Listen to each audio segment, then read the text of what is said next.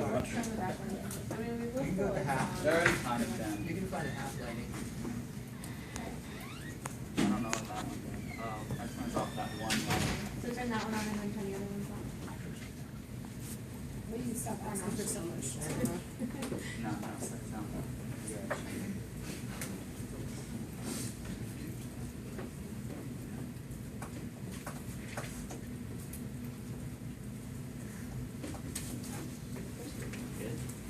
All right, this capstone presentation is on optimizing for ethanol blending in gasoline, better fuel efficiency, fewer emission, and more power. Cody Buchanan and Derek Hart will be presenting, and their capstone advisor is Dr. Christopher Bachman. Good luck. Alrighty, so here in America, when the average person goes to get gas at a gas station, that fuel usually has a 10% ethanol blend in with the gasoline.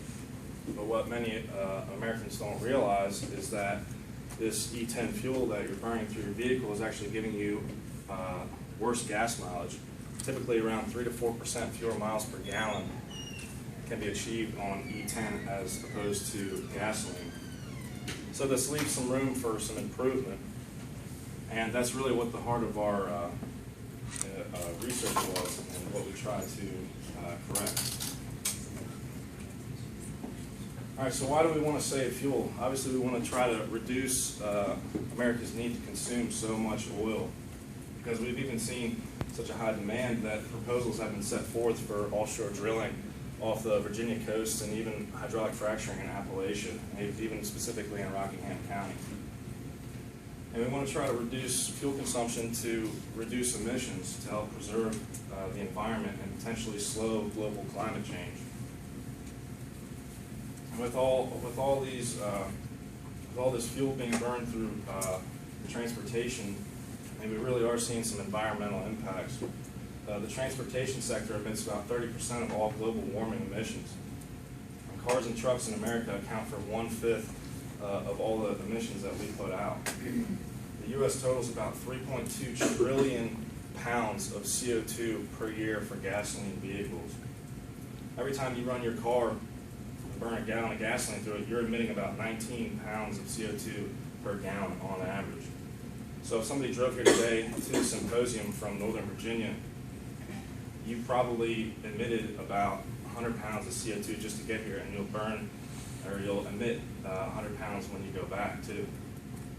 And over the course of the year, the average American will emit 9,500 pounds of CO2 by themselves. And using E10, since we have that 4% reduction in fuel economy, that's an extra 127 billion pounds of unnecessary CO2 that's going into our atmosphere annually. All right, so it's no secret here in America we love to live in excess. We like big toys and we like things that go fast.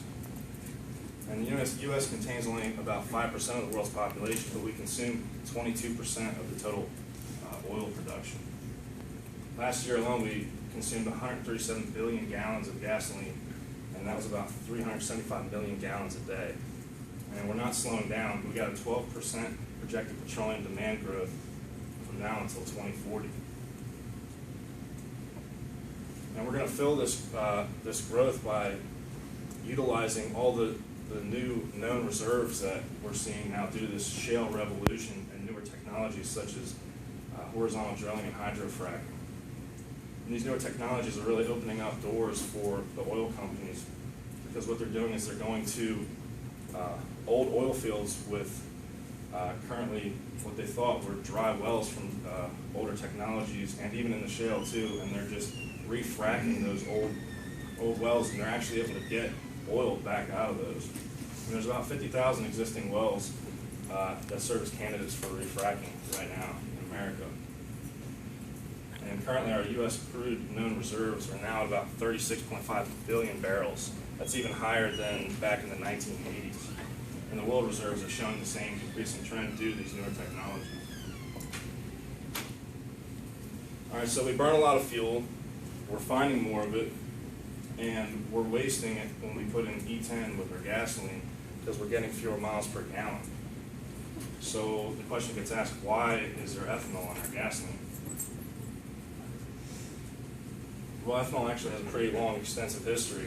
In the late 1700s, American farmers started to distill crop waste to make alcohol and make fuel for lamp oil and cooking applications. And in 1826, Samuel Murray developed the first internal combustion engine, which actually was utilized to run on ethanol.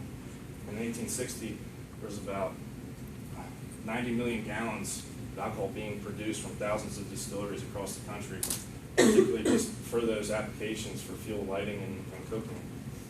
And that made it so much cheaper than as compared to kerosene and whale oil. And around the same time, the Otto cycle engine was being designed by Nicholas Otto, and he utilized ethanol as his first test fuel. But by 1862, the Civil War came around, and a $2 per gallon tax was put on alcohol or ethanol, and it basically put ethanol as a fuel source on the back burner. People didn't want to burn it, they just kind of wanted to hang on to it and either drink it, or they were just now distilling it privately, not buying it. So in the 1900s, Henry Ford came out with his quadricycle and Model T, and they were actually optimized for ethanol, but could run on gasoline with different carburetor setups. Henry Ford was actually a huge advocate for ethanol. He thought it was going to be the fuel of the future. He's been quoted as saying that. And in 1901, there was large oil fields that were discovered in Texas, dropping gasoline prices tremendously.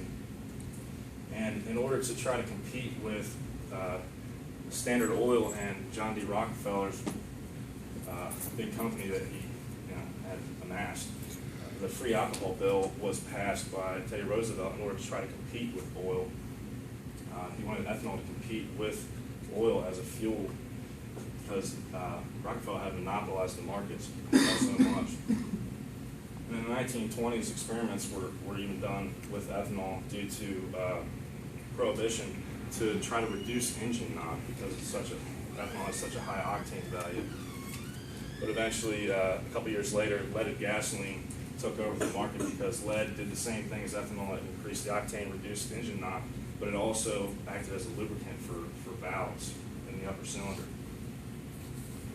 It's also interesting to note that the Navy was obviously aware of ethanol as a fuel, and when they tested it, they did over 2,000 tests on ethanol and gasoline in the early 1900s, and they found that much higher engine compression ratios were achievable with alcohol rather than gasoline. But when the compression ratios were adjusted for each fuel economy was virtually the same. So they took an engine with a higher compression ratio, put ethanol in it, and took an engine for gasoline with a little bit lower compression ratio, and they were about the same. So how did ethanol get integrated into today's fuel supply? Well, from 1920 to 1970, virtually no commercial ethanol was sold to the general public as fuel. Obviously, people were still drinking and stuff, buying it in the liquor store. And introduction of exhaust emissions equipment on vehicles started to come around in 1973, and catalytic converters were coming out because the Clean Air Act had been passed a few years prior. And in 1975, lead started to phase out because the EPA started to realize how bad it was for human health to put lead through a motor and put it into the air. Not very smart. So they decided to substitute it with methyl tertiary butyl ether, or MTBE. And this was added as an octane booster for one, and also to oxygenate the fuel to try to attempt to reduce emissions. But in 1999, MTBE started to be banned in certain states because they realized it's highly carcinogenic. And what it was doing was actually eating through gasoline station underground tanks and seeping through the ground and getting into people's water supply. Some people could light their faucets on fire because there was gasoline in their water. And in 2003, California started to ban MTBE, and they were actually the first state to switch to ethanol. And what? And so Congress took notice to this, and they realized the potential that ethanol could possibly have. So they came out with the 2005 Energy Policy Act and the 2007 Energy Independence and Security Act. And these are really important because this is really what got ethanol integrated into our fuel supply. we'll go into depth about these a little bit here. So the Energy Policy Act of 2005, this addressed U.S. energy production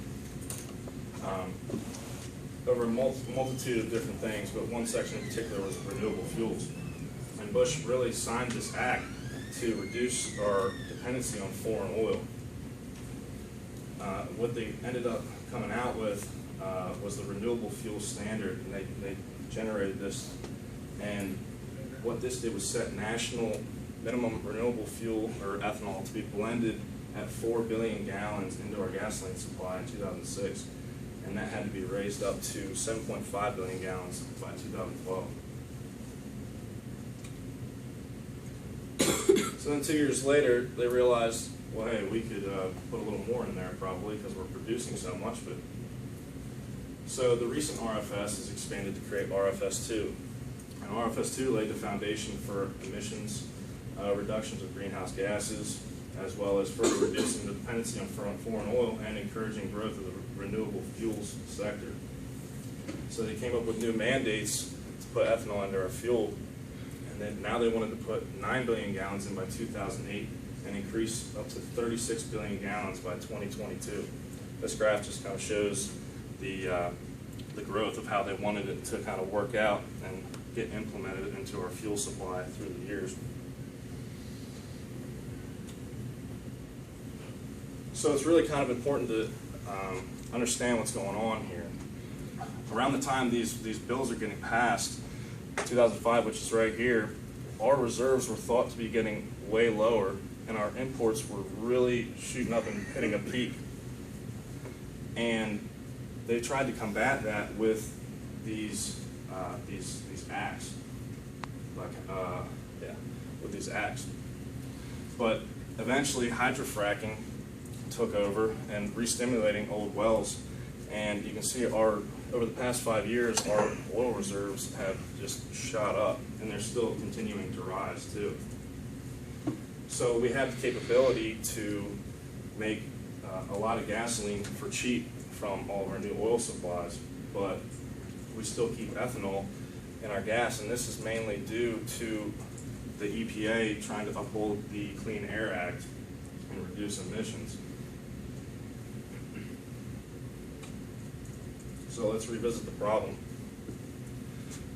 E10 is what Americans are getting at the pump, no matter where you go, unless you specifically get non-ethanol gas. And we're losing 3 to 4% fewer miles per gallon.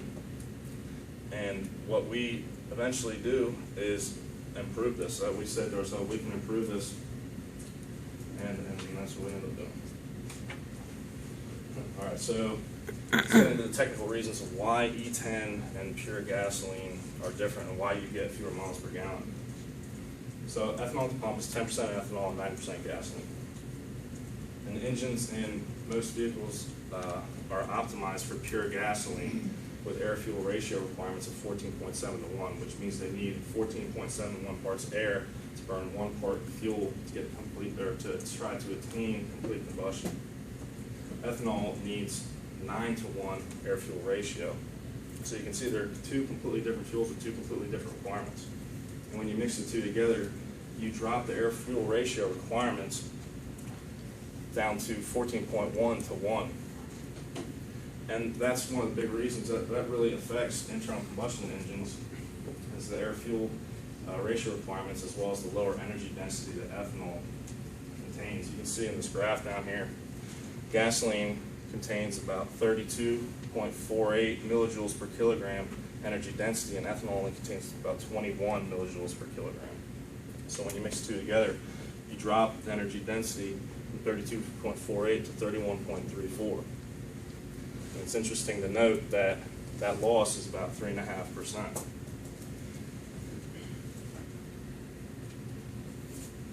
And ethanol, in nature, is a oxygenated fuel, so it has effects on the narrowband sensors for the exhaust coming out to tell the engine how much fuel to add or take away.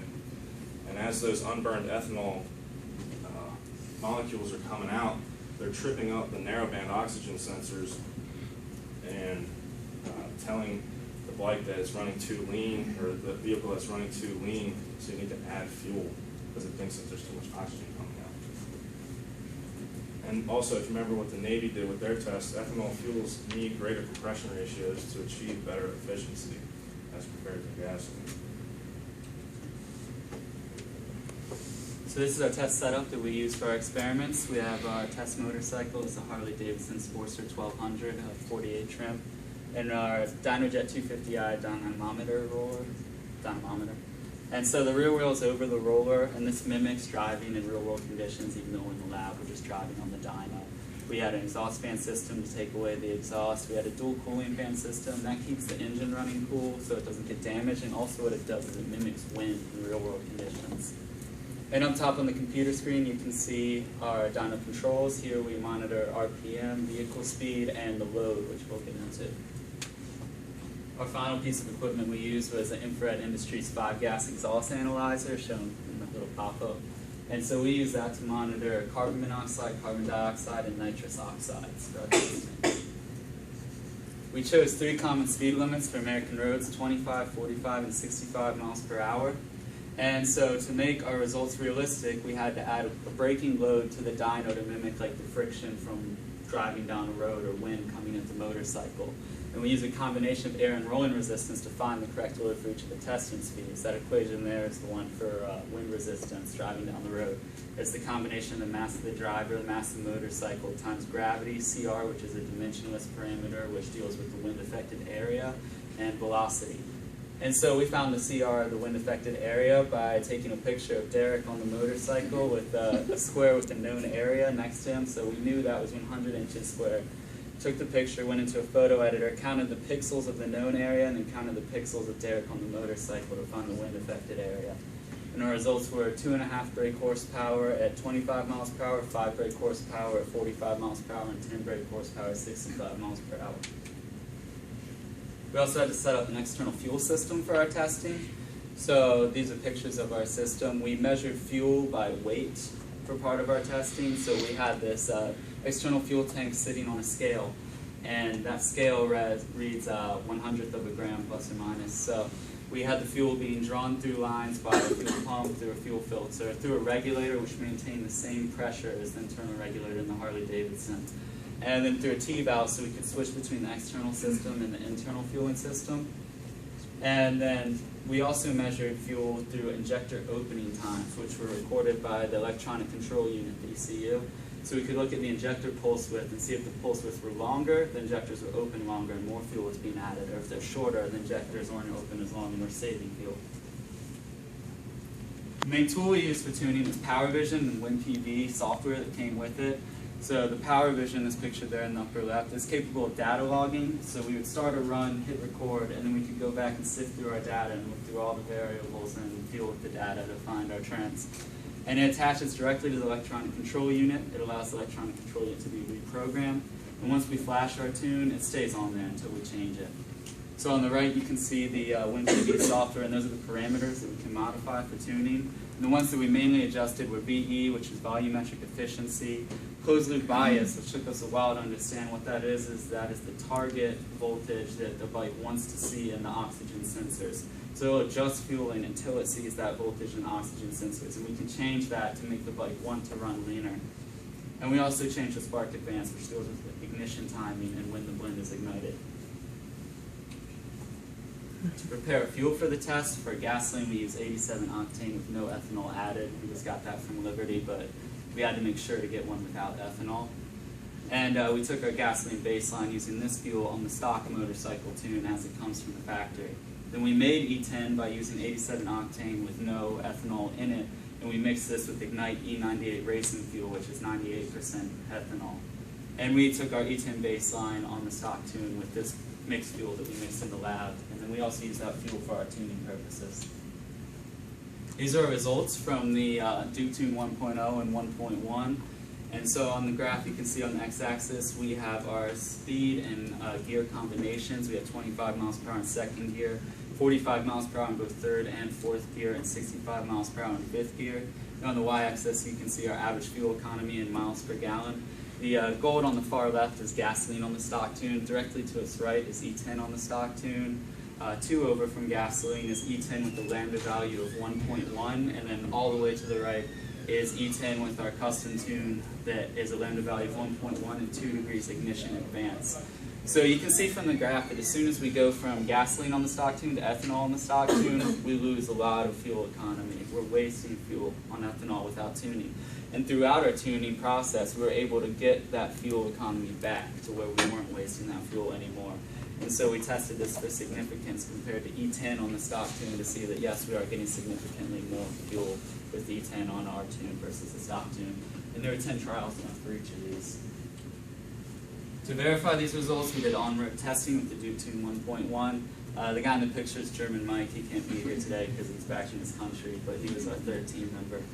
And so we tested E10 on the stock tune versus our improved tune, and we saw a 6% improvement in fuel economy. And we did this over the same trip. You can see on the screenshots on the right is the same 13.9 miles each time. And so on the top you can see E10 on the stock tune got 43.9 miles per gallon, and then on the bottom E10 on our tune got 46.6 miles per gallon, so pretty good results. However, we found that the bike didn't run consistently on this tune, and this is what we really had to work with for the second phase of our tuning. We had to grapple with how to get the bike to run consistently to essentially like what we were doing. So the ECU learns, and this contributes to the problem we're dealing with to begin with. It learns by adaptive fuel trim, short and long term, and cars use this as well. And the reason why it has this is to protect itself, so it can run safely under a variety of different atmospheric conditions, or even if you're using different fuel blends from gas stations across the nation, or even wear on internal components. So the motorcycle will recognize the change and then fix it to get to where it wants to run from the factory.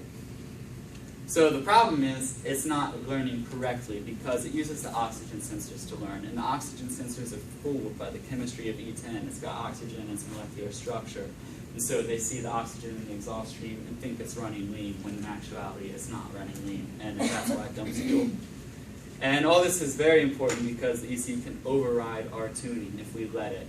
And under certain circumstances, it will learn past what we wanted it to do. To understand this, we had to understand open loop versus closed loop operation. So in closed loop, the motorcycle is using feedback from the oxygen sensors. It's the diagram on the bottom left. The ECU communicates to the injectors and adjusts the air-fuel ratio coming in the intake of the motor.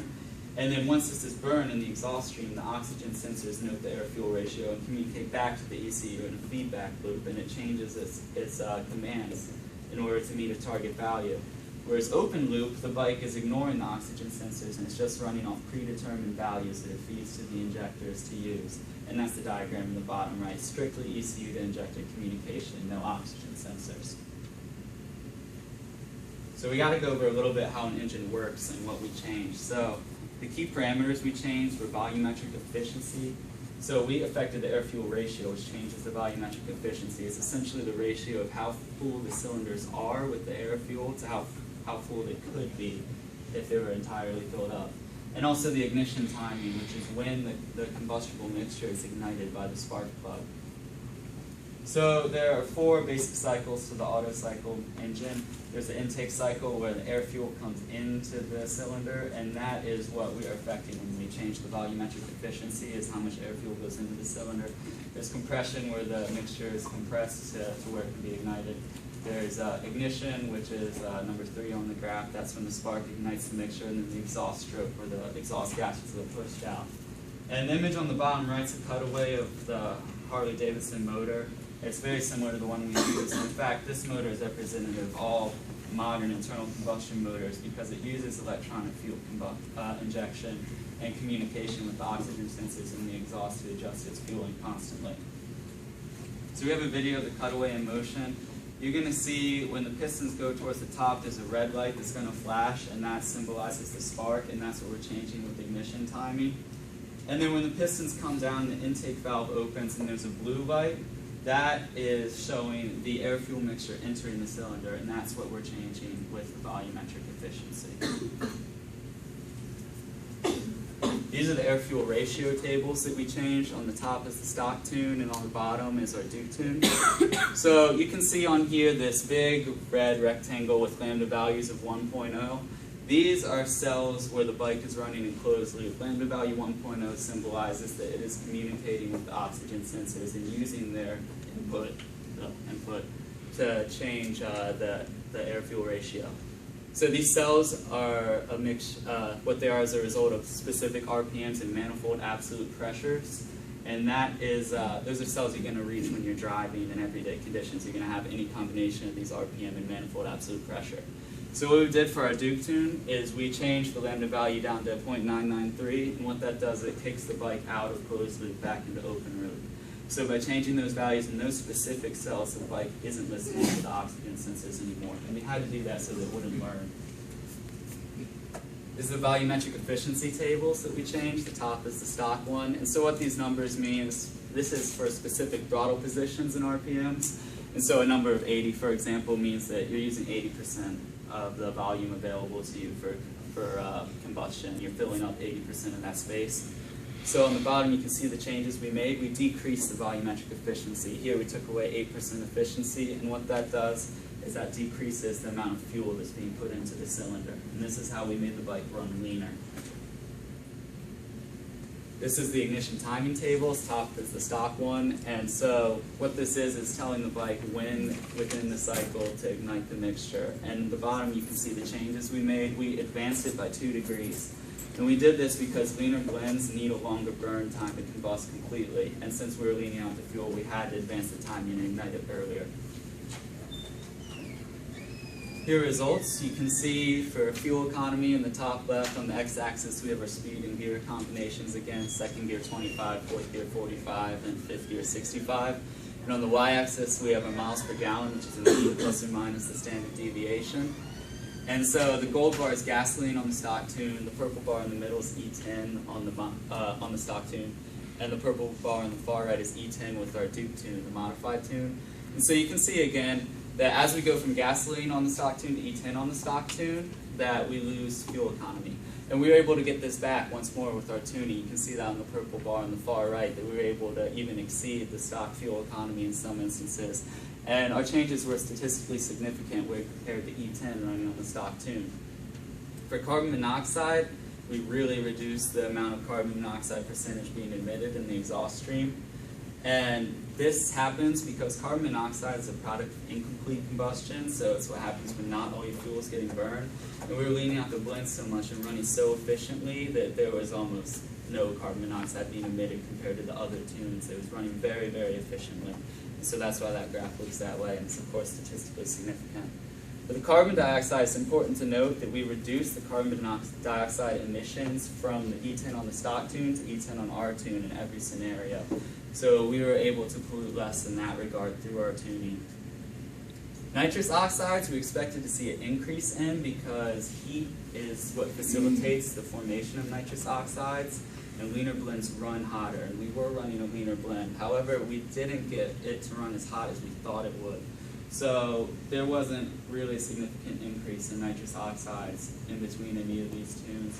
But what this means is we have more room for improvement. If we want to run more efficiently and save more fuel, we can, because we weren't running that hot. Again, to verify these, we gathered on-road data. And so we found that with this tune, the rider's experience wasn't disrupted like it was with the first tune. With the first tune, you could feel the bike moving in and out of closed and open loop, and you could feel the bike learning essentially. You could feel it making changes. And this wasn't the case with our Duke 2.0. It ran very smoothly. However, our changes weren't as drastic. We only saved 1% in fuel consumption compared to 6% with Duke Tuning 1.1. We also found a problem that we need to address with future tuning, is that our rider was sometimes not in our modified cells. The rider may or may not have liked the speed, so they were outside of the cells that we anticipated, so we had to expand our range there. Those are these cells. These are AFR cells from the very beginning, the one circle. We need to make more of those, essentially, to capture every riding scenario. To perfect these tunes, like I said, we're going to make more tune cruising cells so that we capture the whole riding experience when someone's out riding, so that we save fuel across the board. We can increase efficiency in the tune cells that we've already done by adjusting the volumetric efficiency more to achieve an even better air-fuel ratio, save more fuel. And we want increased power, wide open throttle for emergencies in case you really need power to get out of a dangerous situation. And finally, we want to make this tune available to the general public for free online. This screenshot is from Dynojet's website. Dynojet actually makes the Power Vision. These are all the tunes that you can download for free if you buy a Power Vision. And it's interesting to note, all of these are for modifications to the bike, and these tunes are designed so that you get more power with your modifications. So our tune would be unique, and that's the only tune designed for fuel efficiency, and it's the only one for a stock motorcycle. So the bike wastes fuel when running on E10 on the stock tune, and we can get those losses back through our tuning. The max power is unchanged, but we can even boost the max power and increase it because the wide open throttle cells are completely different from the cruising cells that we were tuning. And the methodologies used in this test can be used to achieve similar results in other vehicles throughout the U.S. to reduce emissions and fuel consumption. All right, so how can we apply this to the rest of the United States? Well, from doing some research, we know that there's already tuner shops out there that perform the same type of service, but they have a focus on power, so they add fuel instead of decrease fuel. And handheld tuners are widely available for many cars, and there's some at the bottom, the SCT, Livewire, and the Diablo Sport Trinity. And these are very similar to the Power Vision that we used for the bike, but these operate on automobiles. And all vehicles made after January 1st, 1996 use the OBD2 interface, which is what these devices need to connect to. So these could be connected to any vehicle that's produced after 1996. And these are what the tuning shops use to alter tunes for customers when they come in to get more power. So let's look at some economics of our application. If a person drives 12,000 miles a year and gets 20 miles per gallon, and the average price of gas is $2.50 a gallon, and they lose 4% of their fuel due to E10, then they could stand to save $60 a year or more just for retuning for E10. But the problem is the cost of these handheld tuners is pretty expensive, $300 to $500, and possibly even more. And the cost of a custom tune to go to a tune shop to get that done is about the same, $300 to $500. So this is really not economically viable for the individual, but it could be economically viable if a large portion of the population could obtain better tunes from a tuning shop or from a tuning shop that already utilizes these devices, and if the tune was to be made cheaper or even possibly free through policy. So through policy, we could require people to get their car retuned for state inspections in order to get the better fuel mileage and integrate this throughout the state of Virginia or possibly the nation. And there's a few stakeholders that would be included in this, and that would be the individual citizens, the local and national governments, energy companies, and auto manufacturers. But the only people that really stand to lose anything here is the energy companies, because if we're saving fuel, we're obviously not using as many, so they won't sell as much product. But the real hurdle for fixing this problem is just willingness of the American citizen to want to adopt this and the changes in policy.